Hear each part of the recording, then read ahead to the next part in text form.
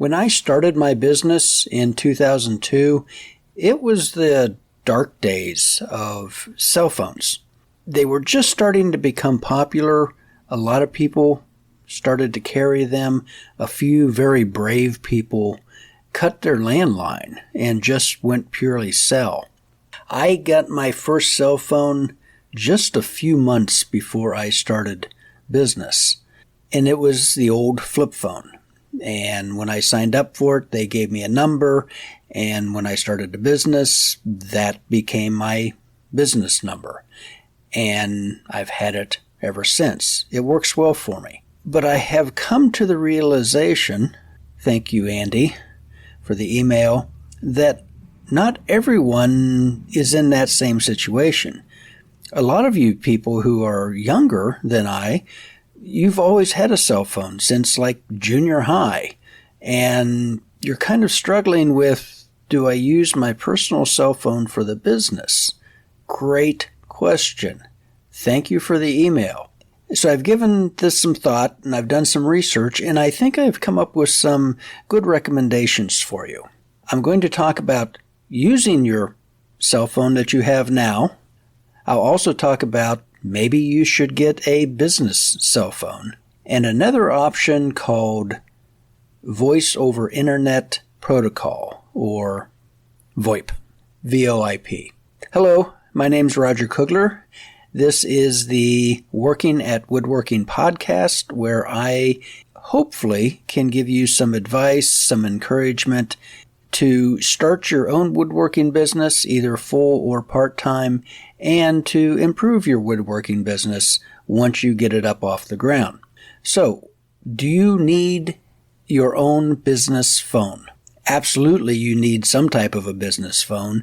Whether that's your personal cell phone, we're going to explore.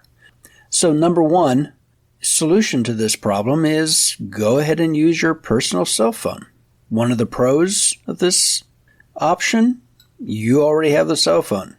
You've been paying for it, you know how it works, it's comfortable, and you can go right on using it. Really, only a few downsides, a few cons. Probably the number one, at least for me, is customers calling at weird hours. I don't mind the 6:30 in the morning so much as the 9:30 at night. I'm sorry, I'm usually asleep at 9:30. Well, 10 at least. And on weekends, the phone is never really off, although I have started to learn to turn it off on weekends.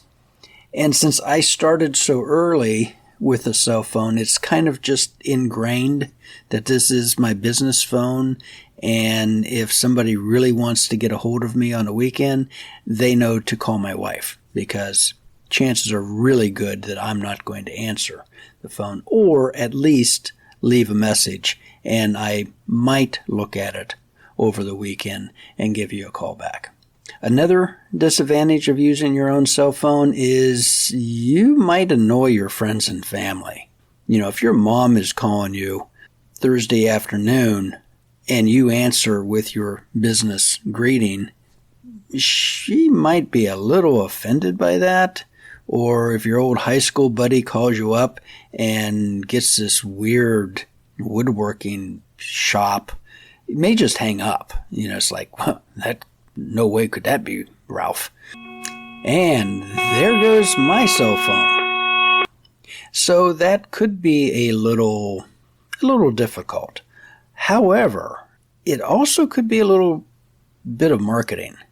You know, if your aunt calls you and you answer with your business name and greeting, well, that kind of reminds her that, yes, she has a nephew who is into furniture repair, and she just remembered that Gladys at the Quilting Bee was complaining about a chair and not being able to find anyone to fix it. So, I mean, it could work out in the best. Each one of us is an individual, and we have individual situations. And like I mentioned before, the phone's always on, and you just have to learn to kind of turn it off, you know, at the end of workday on Friday, and not turn it back on until Monday morning if it really becomes a problem. So another option, Option number 2 is just get a separate cell phone for your business. They're not all that terribly expensive anymore. Yes, you might have to, fork over some money for a new device. I have been buying mine online through Amazon resellers. These are refurbished, recommissioned cell phones for, decades.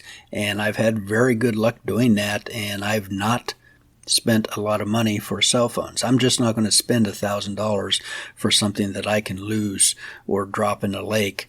No, I'm not. I'm just not going to do that. And I don't really use all the real tech-heavy features that come on a lot of the modern cell phones. So I'm kind of a Luddite in that fashion.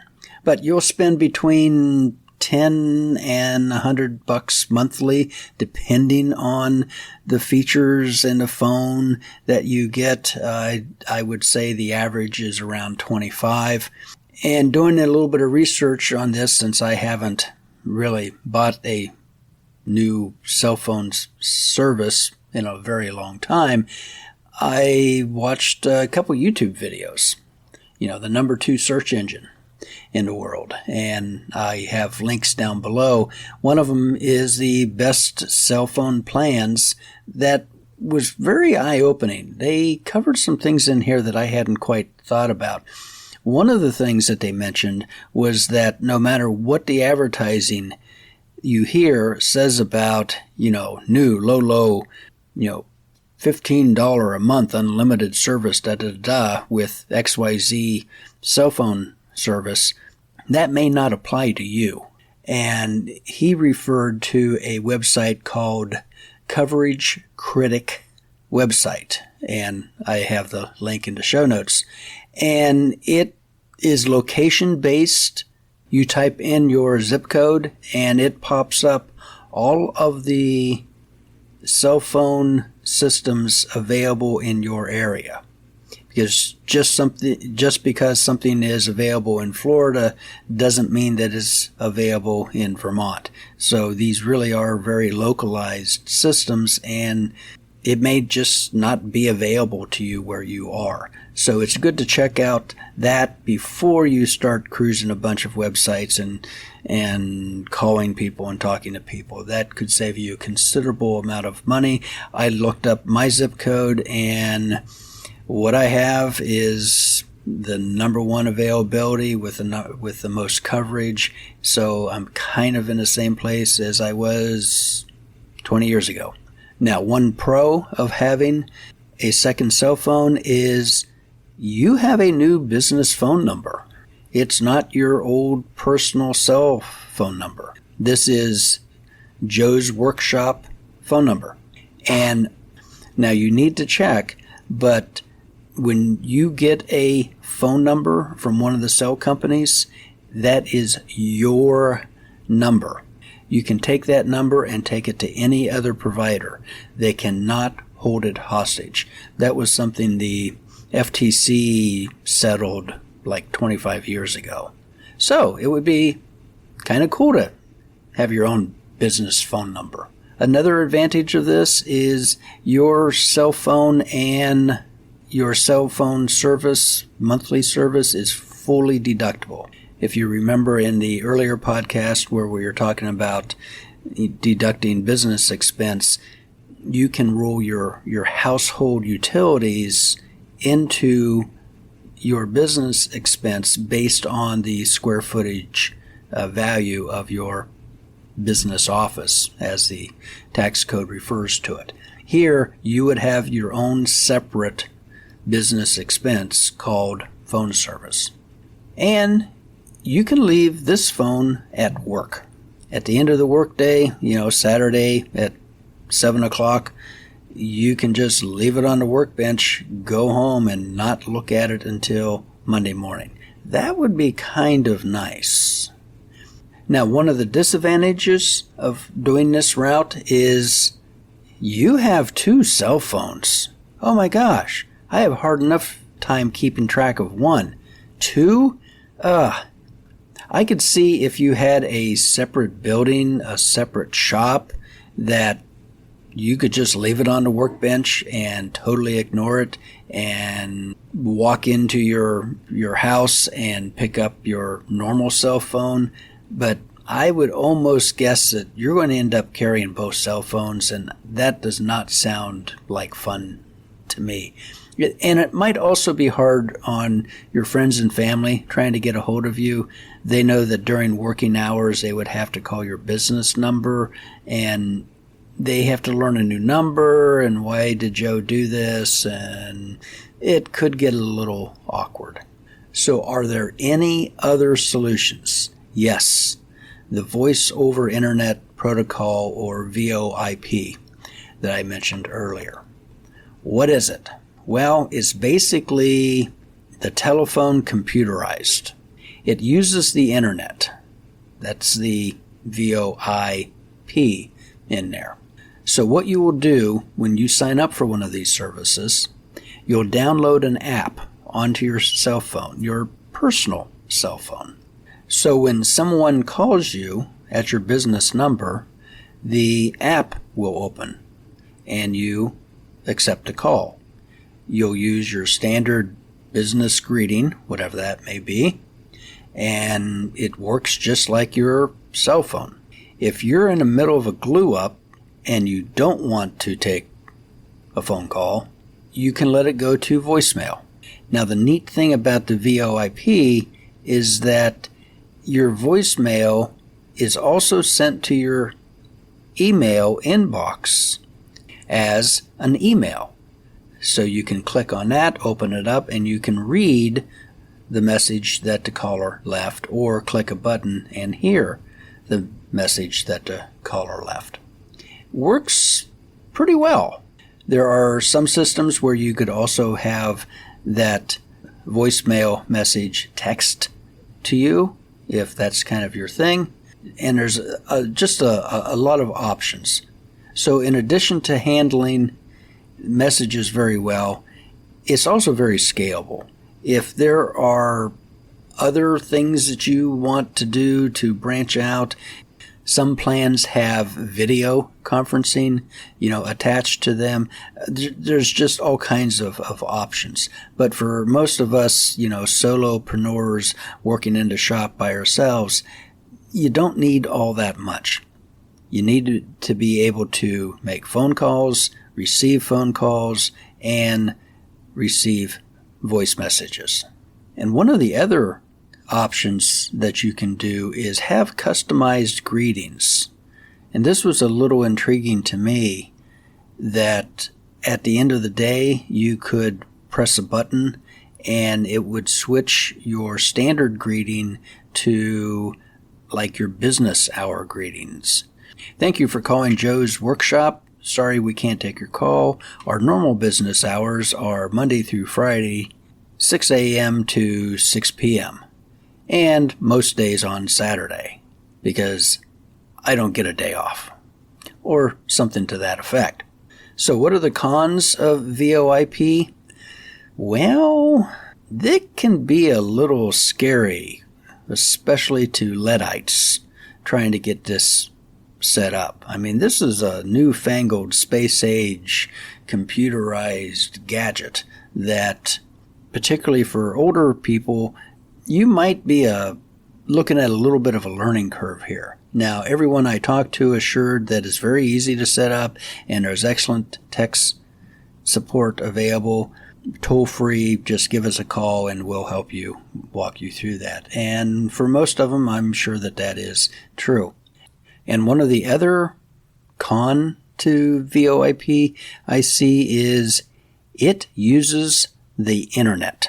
So if you're in some far-flung corner of the country and you don't have good internet service, you don't have high-speed internet service, you're still doing the dial-up thing, or you may have no service at all, this is not going to work for you. You have to have good high-speed internet service.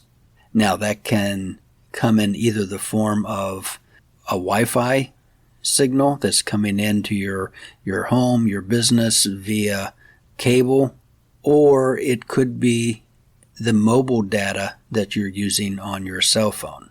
Now, I being a cell phone Luddite, basically, I don't like to use a whole bunch of mobile data. I only turn it on whenever I need it to look something up if I'm away from the shop or from home, and then I immediately turn it off.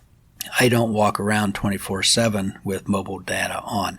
I know, I'm strange, I'm old, I'm weird. Understand that. Younger folks, never even crosses your mind. You walk around with it all the time. You can go into your cell phone and click a few buttons so that when a wireless network is available, it switches to that. Or if you can set it up where it only switches to your own home Wi-Fi network, so you're not jumping on weird networks all over town, will switch to mobile data whenever you leave the shop. Now, something that was kind of a duh moment for me, and the nice young lady at one of the VoIPs kind of chuckled, laughed at me. But just because the mobile data is connected doesn't mean it's being used. So if you're not hooked into Facebook or something like that where it's constantly monitoring, which I really hope you're not doing that, it's not using data if you have nothing connected to it. If you open up Google and search for something, then it's going to connect to data.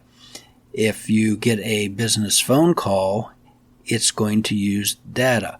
Whenever the phone call is over, it's going to shut the data off. So it's not like you're burning up a whole bunch of data, throughout the day. Unless, of course, you're streaming YouTube. So how do you get started with VoIP? There's a lot of companies out there. I mean, there's probably over 100 all over the world. Some of them come out of India, some come out of Canada and England and Europe, Australia, and a few in the United States. Some of the big names you may have heard of is Nextiva and Ring Central, Oma, Grasshopper, Vonage, Dialpad, Unitel Voice, just the tip of the iceberg. Now, most of those guys are real big hitters. If you had a company with 1,000 employees, you would be looking at one of the Nextiva, Ring Central, something like that. Or even if you had a company of 20 or 30 office workers, you would be looking at Nextiva or Ring Central. They have tons of features. They have entire phone systems. You can buy desktop phones that sit on your desk and have a little screen and 25 different buttons on it that you don't know what they all do. A full system. And you've experienced this if you've called a doctor's office or a lumber company, and you hear that greeting, press 1 for this person, press 2 for that department, press 3 if you really don't care. That's one of these VoIP systems. And some of them can be incredibly elaborate and hooked into different databases. And if you call the phone company and you actually get to speak to a human, they're using a system like this. And they can go into the system and see when your phone service was installed and who installed it and what his dog's name was and the name of his firstborn. They have all kinds of data on you just literally at their fingertips. That's what these systems do. We don't need that. We don't need anything close to that. We need a business phone number, and we need some way of capturing voicemail messages. Some of them don't really accommodate that. They're going after the bigger dogs. They don't want to mess with, a one-person, woodworking shop. So I called a few of these, and some of them are better at calling than others, surprisingly, considering they're in the communication business. I talked to Vonage, which is a real big hitter in the industry, and honestly, I was not impressed. The people that I talked to did not speak English as their first language, and I'm sorry, I'm older, I do have hearing problems, and I just really struggle understanding and hearing some people who have a very heavy accent. I talked to Nextiva and had a very good experience. They are an incredibly large company. They can do, very large networking systems. But I had a gentleman from Georgia who I could understand and converse with, and he answered all my questions. And it wasn't amazingly expensive. I think they came in at around $18 to $20, which I thought was pretty reasonable. Vontage, like I said, had not such a great experience with, and they came in about $27, $28 per month, which is not horrible, but one of the things I noticed with them is they kind of nickel and dime you. If you go to their website, the basic plan is $18.95, but then they just start adding this on and that on, and I don't like being nickeled and dimed to death. They had a $100 setup fee, which they discounted 75%, thank you very much, but it's still a $25 setup fee that I have to pay for you to gain me as a customer. So I wasn't thrilled with Vonage. I also called Unitel Voice. Now, I watched a YouTube video where a young lady who was in business recommended Unitel. So I gave them a call, and turns out they are headquartered in Illinois, and talked to a nice, very pleasant young lady, and she answered all of my questions. It's $10 a month for the very basic service. I believe they limit you to 500 minutes a month, which I went through my cell phone plan and laboriously added up every phone call, and I came out to like 319 minutes last month, which I'll have to assume is a typical month. I might go over 500 minutes. If you do, it's just, like a couple bucks more that they tack on. And they seem to offer all of the things that I need and a whole bunch of stuff that I could take advantage of, but probably never would. So I'm not going to switch to a VoIP because, well, I've been doing this for 20 years and I'm pretty comfortable with it, and it seems to work, and I've trained all the family and friends to call my wife on weekends. And it would literally mean that I would have to get a new personal number if I switch to VoIP, and I'm just not going to go through that, then have to retrain everybody what my personal number, that's no. But if I was going to go with a VoIP, I would definitely look at Unitel Voice as my first pick. In fact, they even offered me to become an affiliate member. It's kind of cool, kind of scary.